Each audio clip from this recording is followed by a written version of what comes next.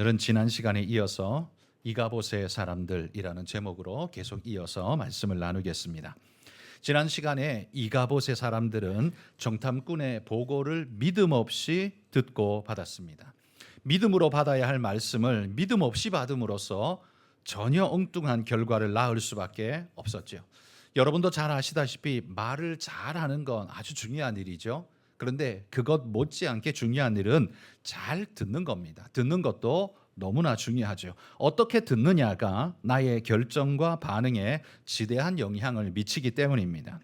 이들이 정탐꾼의 보고를 받을 때 그들이 보고하는 사실과 그다음에 그것이 하나님의 뜻이 어떻게 역사할지에 대한 그 기준으로서 살펴봐야 하는데, 그들은 하나님의 말씀은 빼고 사실과 플러스 오히려 그들의 두려움을 먼저 받아서 사실을 왜곡시키는 일로 오히려 그 정보를 받아들였습니다.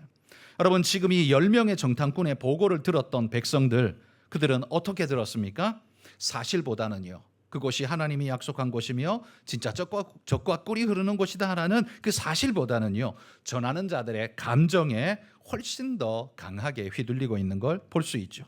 물론 그럴 수밖에 없는 것이요, 보고자들이 이미 두려움에 사로잡힌 상태에서 보고를 했기 때문에 보고의 내용보다는 그들이 전달하는 공포의 뉘앙스를 백성들이 먼저 읽어버린 거죠.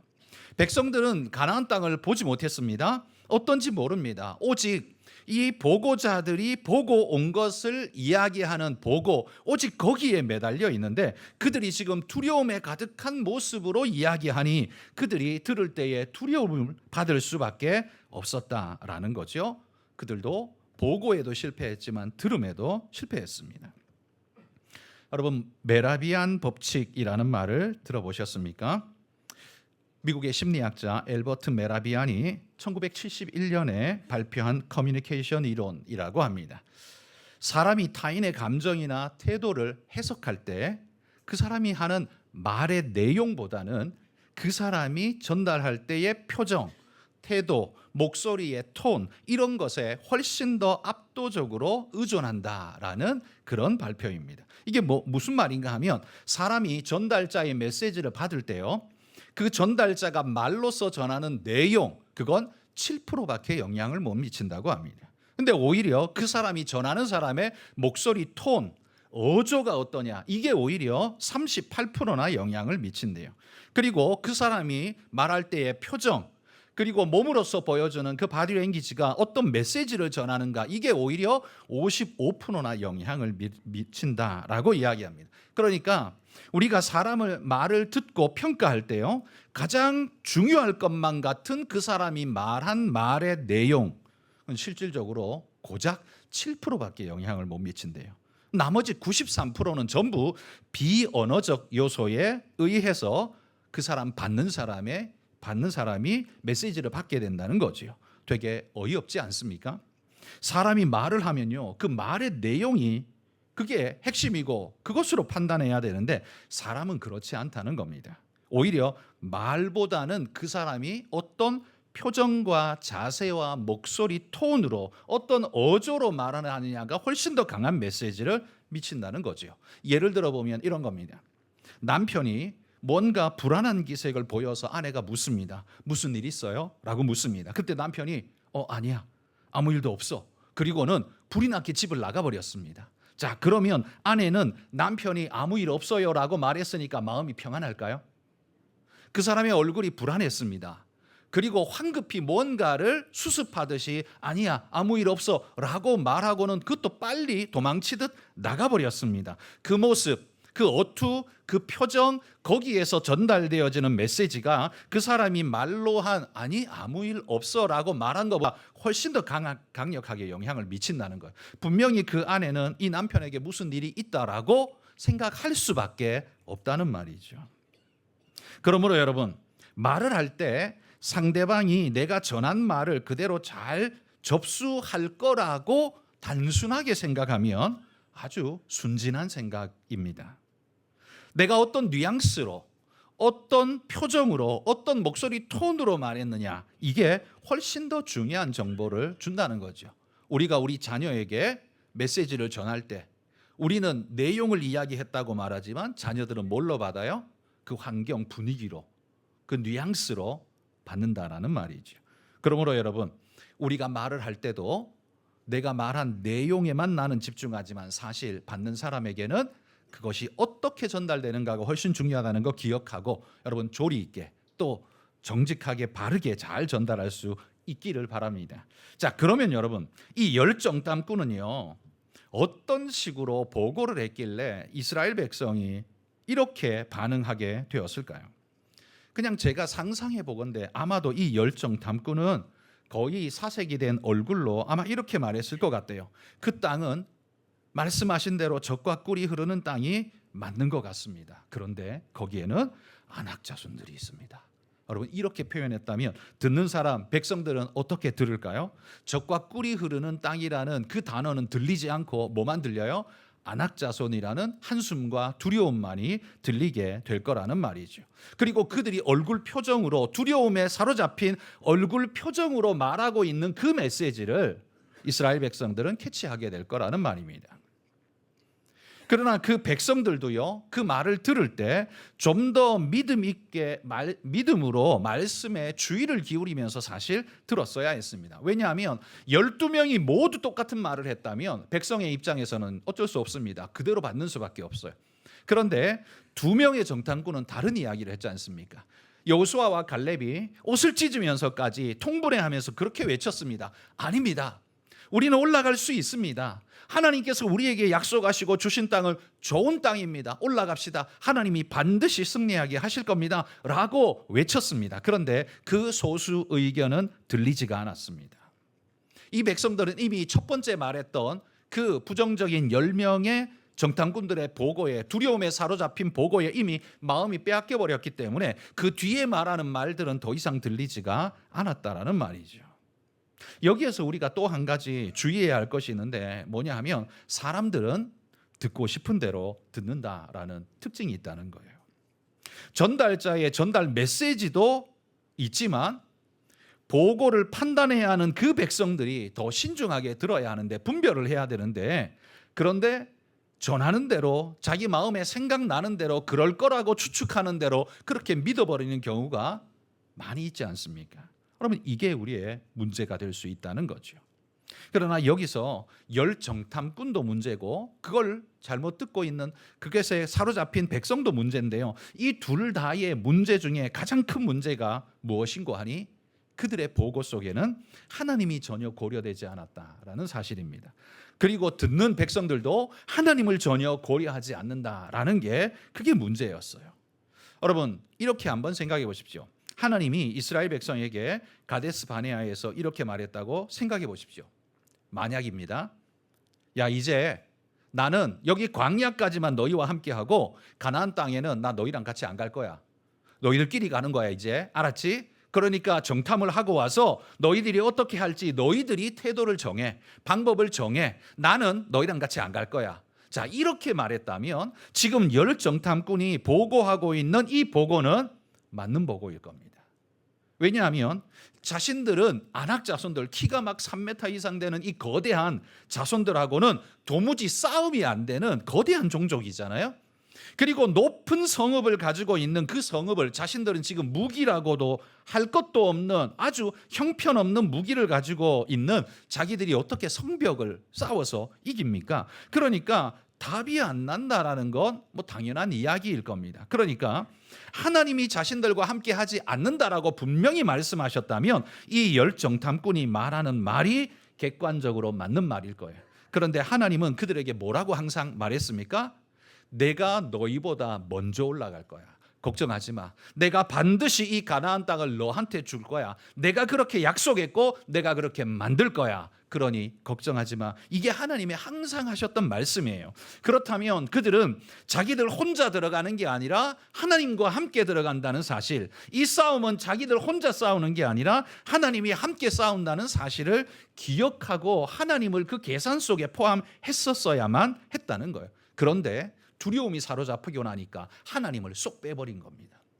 하나님을 제외시키고 나니까 계산이 어떻게 해요? 전혀 엉뚱한 답이 나버리게 되더라는 겁니다. 성도 여러분, 우리가 세상을 살면서 세상의 수많은 문제를 맞이하게 될 때 그 문제들은 언제나 우리보다 커 보입니다. 그때에 내 인생 속에 역사하시는 하나님을 빼고 생각하면 어떻습니까? 언제나 우리는 메뚜기 상태로 초라하게 무너질 수밖에 없습니다. 왜? 세상은 언제나 우리보다 크거든요. 문제는 언제나 우리보다 커 보입니다.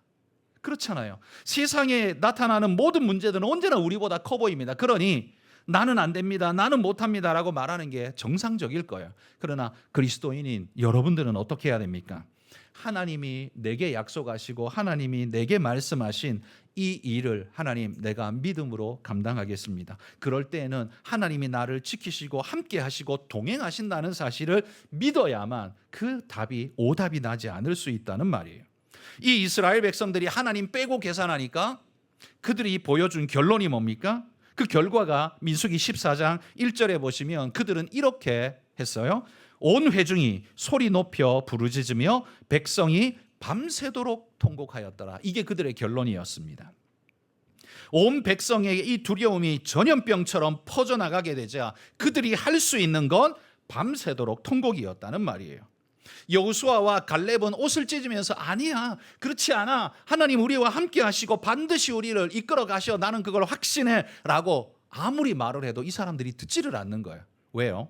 왜냐하면 이미 두려움이 여호수아와 갈렙의 말을 그냥 집어삼켜버렸기 때문입니다. 그러니까 갈렙의 보고는요, 이스라엘 백성의 통곡 소리에 묻혀버렸다는 겁니다. 여러분, 이 상황 속에 사탄은, 이 광경을 지켜보면서 사탄은 뭘 하고 있었을까요? 아마 쾌재를 부르고 있지 않았을까요? 통곡 소리가 믿음의 소리를 집어삼켜버리고 묻어버렸을 때 사탄은 바로 이거야 하면서 얼마나 춤을 추고 좋아했을까요? 그러니 여러분, 우리가 무슨 일을 만나고 무엇에 대하여 우리가 무슨 말을 들을 때에도요, 지혜롭게 듣는 귀가 지혜롭지 않으면 우리는 이스라엘처럼 이렇게 무너질 수밖에 없다는 사실을 우리는 꼭 기억해야 합니다. 이스라엘이 출애굽한 후에 지금 가데스 바네아까지 1년이 조금 넘는 시간을 달려왔습니다. 이 시간 동안 지나온 과정을 한번 돌아보면요, 애굽을 무찌르고 탈출할 수 있었던 것, 출애굽은 이스라엘의 힘으로 가능한 일이었습니까? 아니요, 절대로 불가능한 일입니다. 애굽은 아낙 자손보다 훨씬 강력한 존재들 아닙니까?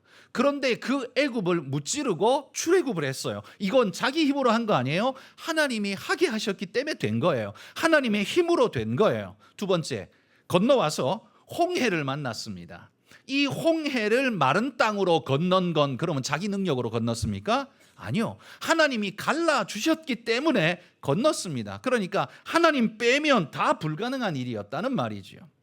시내산에서 하나님을 만났습니다. 그분은 그냥 이름만 있는 허상이 아니라 진짜 존재하시고 역사하시는 분이라는 걸 눈으로 확인했습니다. 그리고 그것이 날마다 불기둥과 구름기둥으로 경험되어지면서 진짜구나, 부인할 수 없는 사실이 날마다 자기 앞에 펼쳐졌습니다.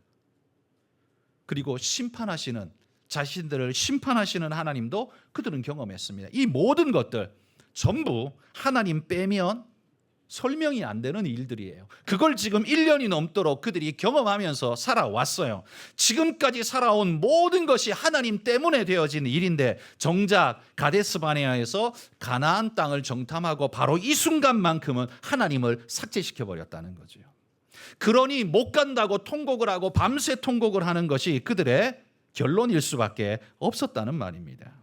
성도 여러분, 여러분도 일생을 하나님의 도움으로 은혜로 살아오면서 삶의 문제에 오늘 내 앞에 있는 큰 문제가 만났다고 해서 마치 하나님이 나를 안 도우실 것처럼, 하나님은 없어진 것처럼 여러분 그렇게 이스라엘처럼 통곡하고 앉아있는 자가 되지 마시기를 축복합니다. 하나님은 오늘도 여전히 여러분의 인생 속에 역사하고 계십니다. 그 믿음을 포함하는 자, 하나님을 모시는 자에게는 하나님이 반드시 동행하시고 하나님을 삭제시킨 자에게는 하나님이 동행하실 수가 없으실 겁니다. 여러분, 누가 똑똑한 자입니까?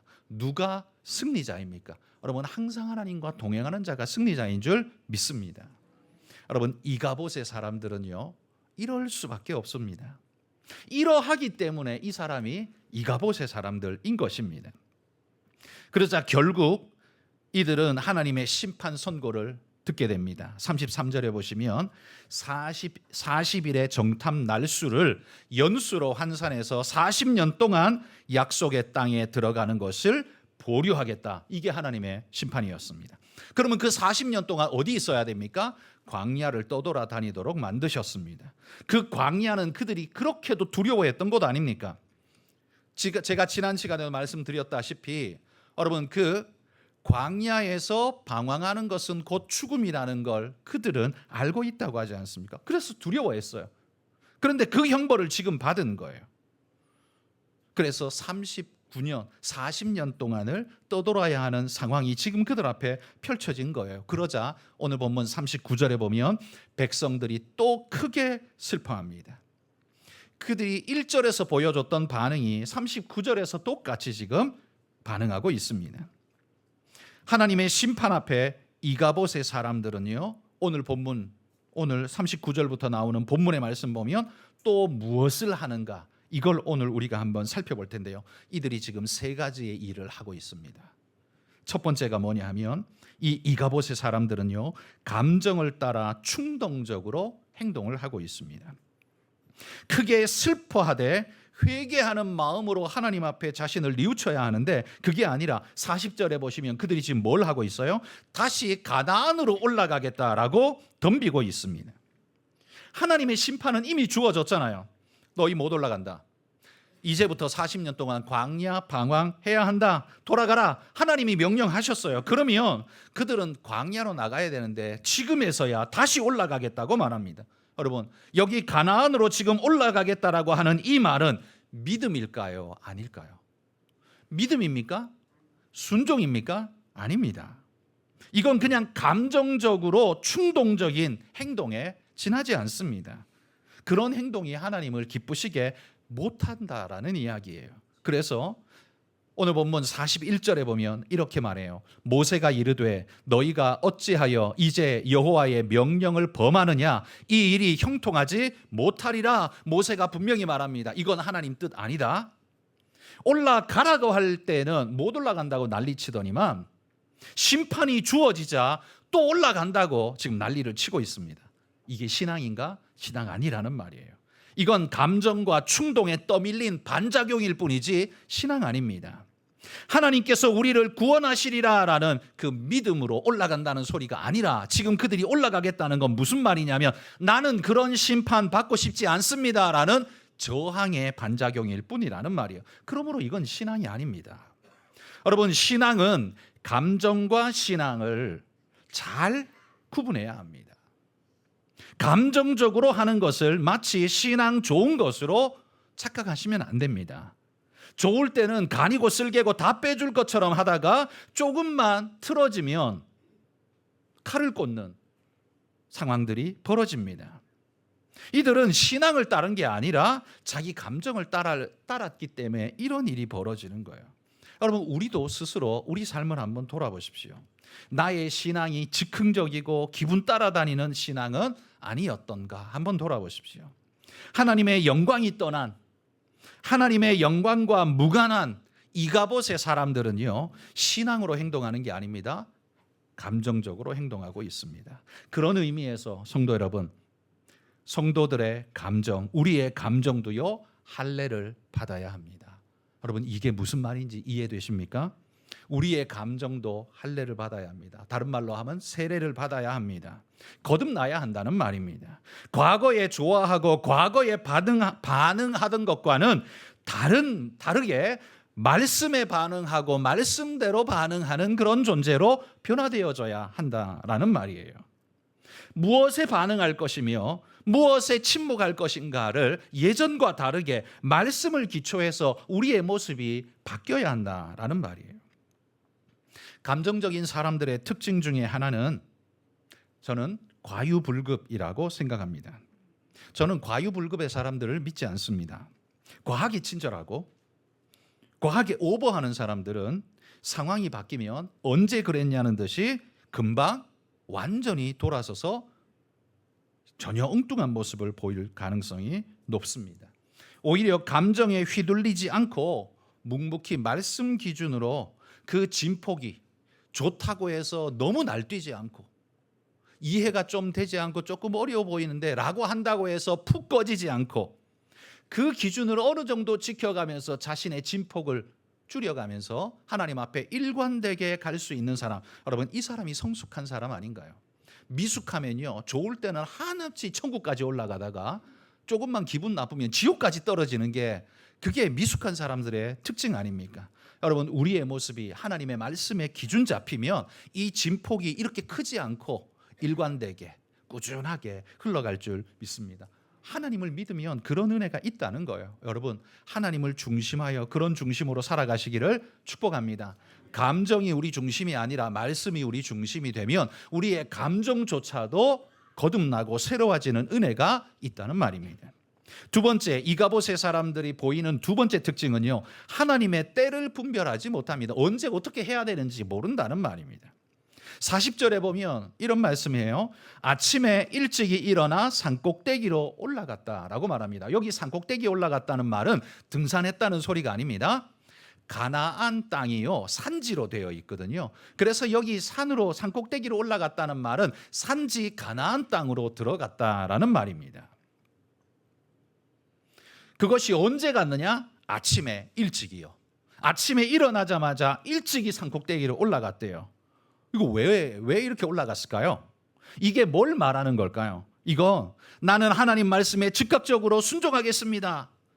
그런 표시로 아마 올라갔을 겁니다. 아마 그렇게 말하면서 올라갔을지 몰라요. 그러나 그들의 행동은 이 또한 믿음의 행동이 아니었습니다. 하나님께서 어제 심판하시면서 명령한 방향은 어디입니까? 어디로 가라 그랬어요? 민수기 14장 25절입니다. 같이 읽어봅시다. 아말렉인과 가나안인이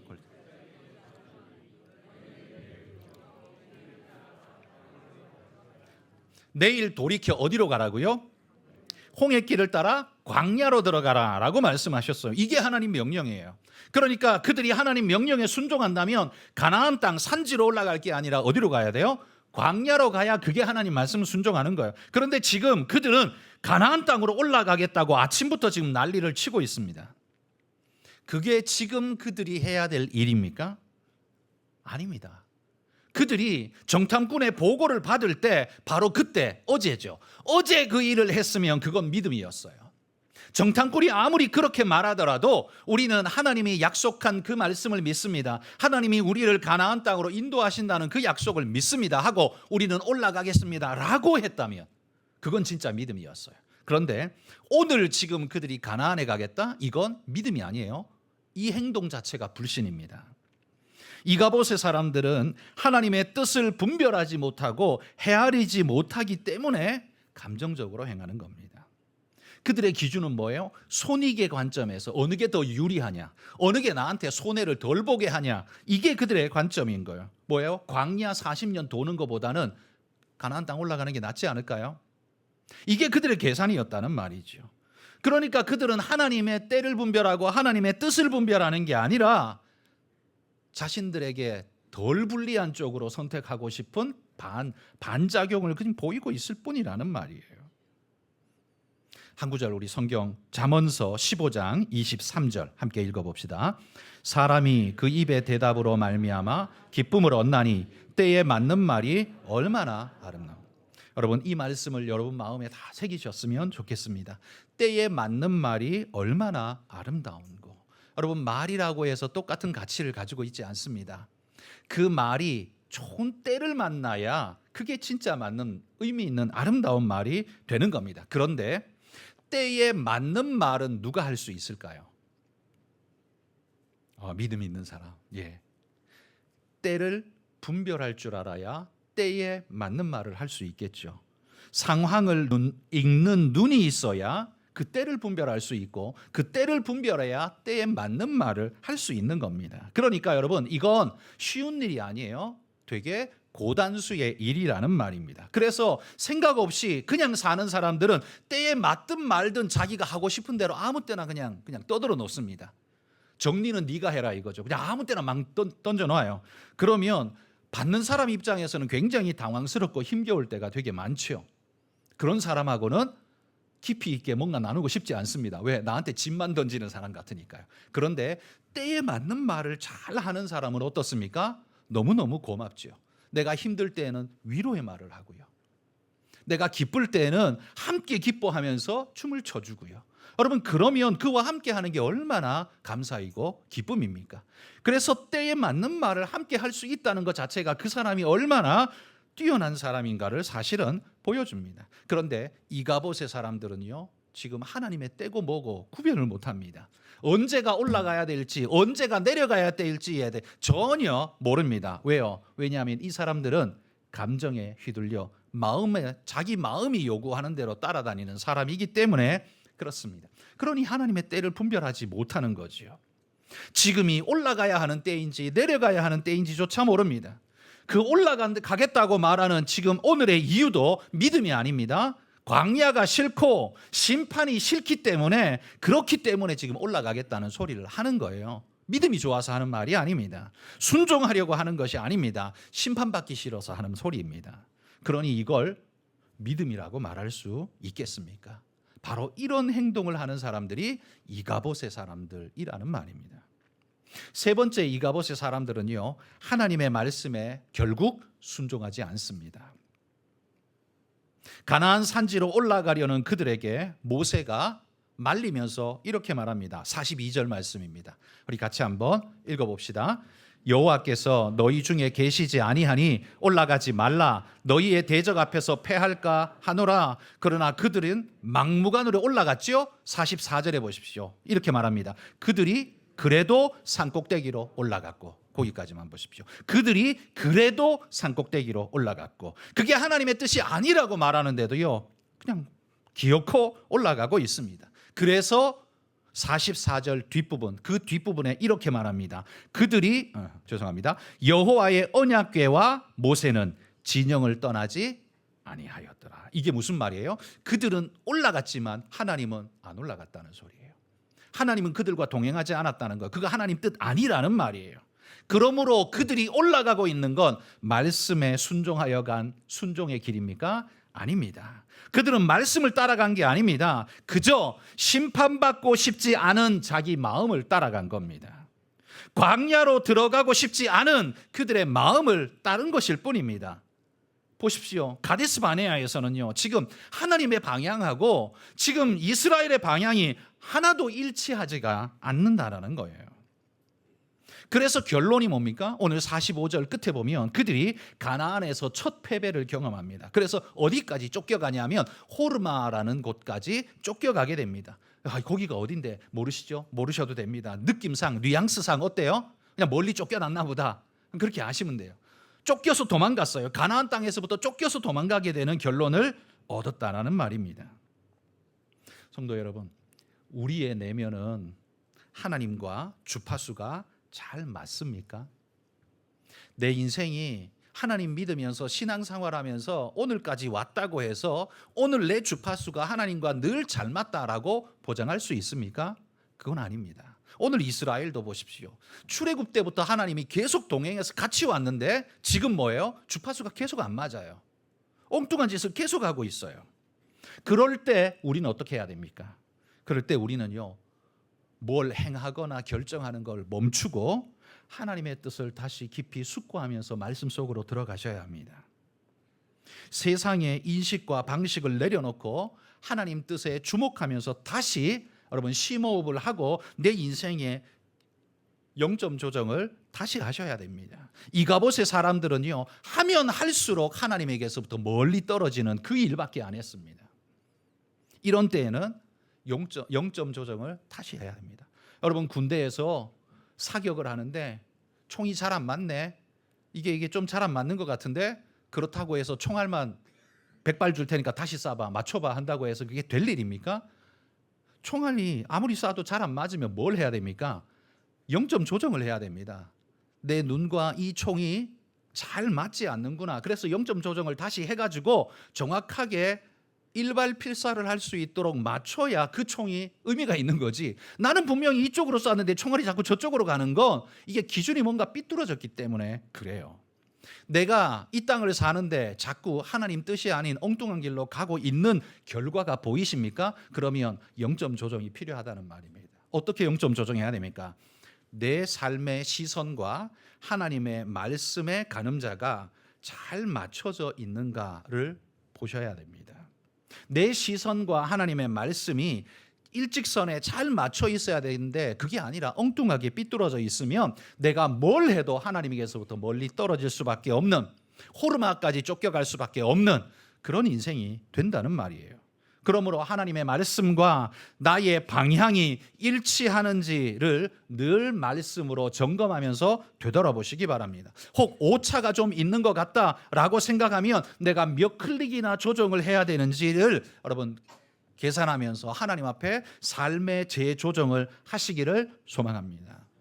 이가봇의 사람들은요, 늘 자신을 기준해서 하나님을 옮겨 놓습니다.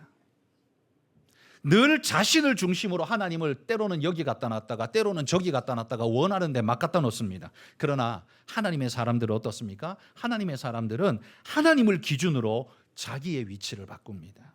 하나님이 늘 기준이 된다는 말입니다. 그때 여러분 그 인생에 하나님의 축복이 있고 하나님의 동행이 있고 은혜의 열매가 있는 줄 믿습니다. 여러분 우리가 감정에 쫓겨서 기분에 쫓겨서 손익에 쫓겨서 하나님을 필요할 때는 이쪽으로 땡겨 쓰고 필요할 때는 저쪽으로 땡겨 쓰고 그건 신앙이 아닙니다. 오늘 제가 말씀드리는 오늘 설교의 제목처럼 그 사람들은 이가봇의 사람입니다. 물론 이가봇의 사람은 다 멸망받을 사람이라고 말하는 건 아닙니다. 지금 이스라엘 백성이 40년 동안 광야 방황하는 심판을 받았지만 하나님이 그들을 다 버리신 겁니까? 아니요. 버리신 게 아니라 훈련하시는 겁니다. 하나님이 그들을 지옥에 던진 게 아니라 훈련하시는 거예요. 그러므로 여러분 우리도 살다 보면 하나님 말씀에서 약간 빗나가서 엉뚱하게 내 길을 가고 있는 내 모습을 발견하게 된다면 빨리 영점 조정을 해서 하나님 앞에 바르게 세우십시오. 그러면 하나님이 반드시 여러분과 동행하며 은혜의 축복을 부어 주실 줄 믿습니다. 이가봇이 아닌 늘 하나님의 영광 가운데 거하는 믿음의 승리자 되시기를 축복합니다.